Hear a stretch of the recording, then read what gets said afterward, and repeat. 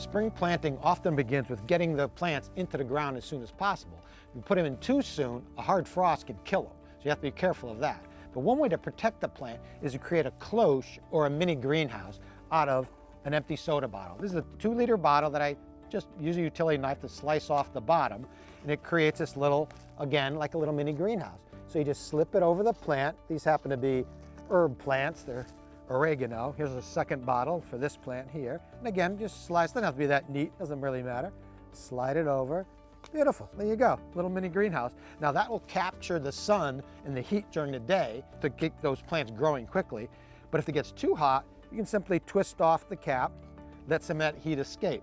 But again, at night, I'd highly recommend putting that back on because you don't want the frost to hurt these plants, and that'll trap some of the heat. And in 2 or 3 weeks, you'll have fresh herbs from your garden. Simple Solutions is brought to you by Titebond, the Pro's Advantage.